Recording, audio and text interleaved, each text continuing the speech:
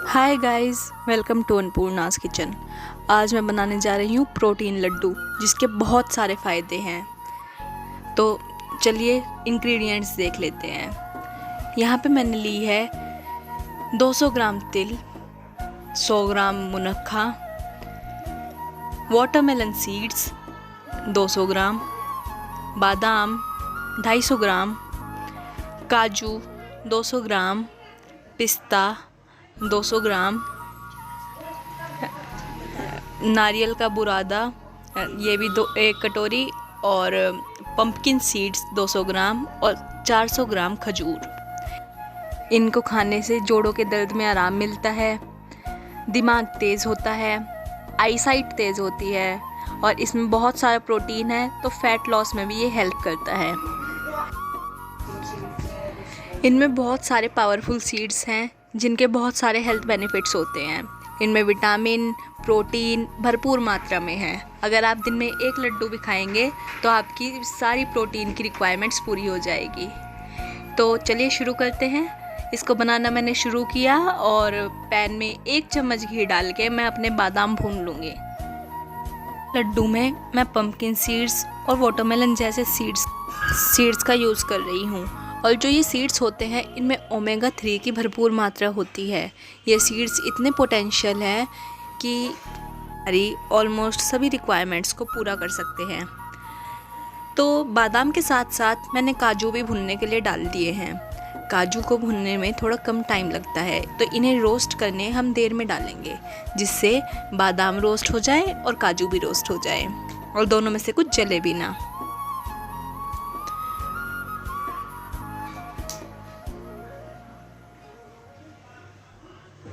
जैसे ही मेरे बादाम और काजू रोस्ट हो जाएंगे, मैं इन्हें एक बर्तन में निकाल लूँगी और अपने सेम पैन में मैं थोड़ा सा घी और डालूँगी।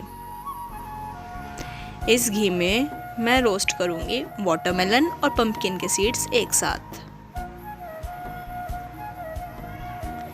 इन सब का कुकिंग पीरियड अलग अलग होता है, इसलिए इन्हें मैं अलग अलग ही रोस्ट कर रही हूँ। आप भी इनको अलग अलग ही रोस्ट करना। 1-2 मिनट बाद मैं पिस्ता भी इन्हीं सीड्स के साथ डाल दूँगी, ताकि वो इनके साथ ही रोस्ट हो जाए। जो ये सीड्स हैं इनमें ओमेगा 6 और ओमेगा 3 दोनों भरपूर मात्रा में होते हैं, इसलिए ये इम्यूनिटी बूस्टर के तौर पे भी हमारी हेल्प करते हैं।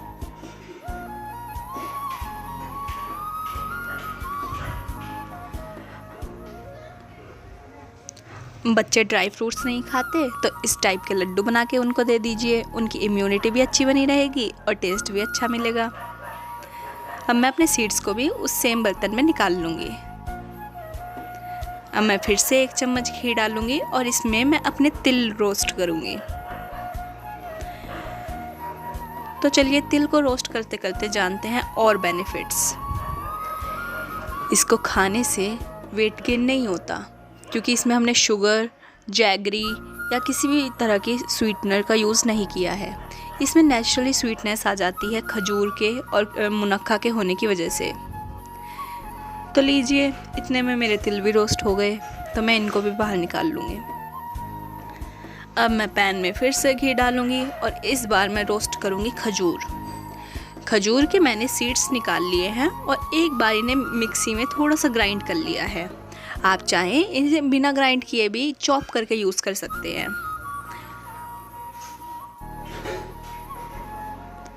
अब मैं अपने खजूर का पेस्ट डाल दूंगी और इसको भी अच्छे से रोस्ट करूंगी। एज बढ़ने के साथ साथ लोगों की आईसाइट भी वीक होना शुरू हो जाती है, पर ड्राई फ्रूट्स में विटामिन ए भरपूर मात्रा में होता है, तो इससे जो वीक आईसाइट है उसमें भी जल्दी ही फ़र्क दिखना शुरू हो जाता है और आंखें तंदुरुस्त हो जाती हैं। बच्चों का भी इससे दिमाग तेज़ होता है। इनके इतने बेनिफिट्स हैं कि इनको आप ज़रूर बनाएंगे। बेनिफिशियल होने के साथ साथ ये बहुत ही टेस्टी भी हैं। अगर आप वेट लॉस के रिगार्डिंग चिंता में रहते हैं और आपका वेट लॉस नहीं हो रहा है क्योंकि आप मीठा खाने के ज़्यादा शौकीन हैं, तो तो आप इस तरह के लड्डू ट्राई कर सकते हैं।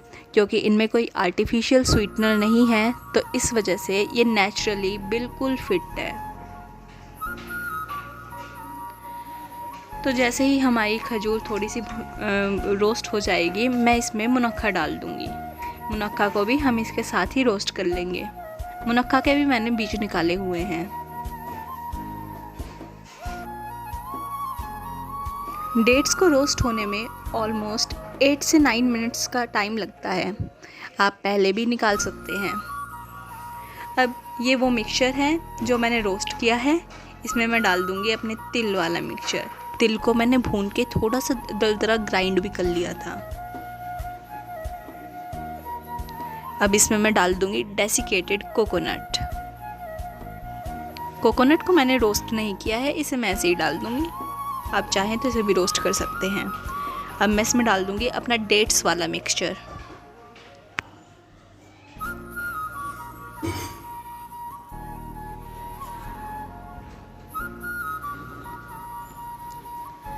इन सबको हम अच्छे से मिक्स करेंगे।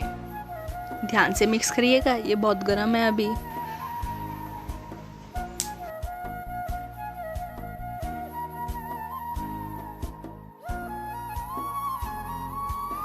अच्छे से मिक्स होने के बाद हम इसके लड्डू बना लेंगे। मिक्सचर को ज़्यादा ठंडा नहीं होने देना है। अगर मिक्सचर ठंडा हो गया तो लड्डू नहीं बनेंगे।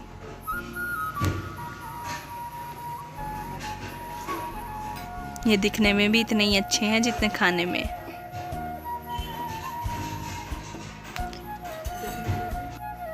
इतने मटेरियल से मेरे 25 से 30 लड्डू बनकर तैयार हो गए हैं। अगर आप लड्डू थोड़े छोटे बनाएंगे तो आपकी संख्या 40 तक भी जा सकती है। इनको ट्राई ज़रूर करना और मुझे ज़रूर बताना आपको कैसे लगे। थैंक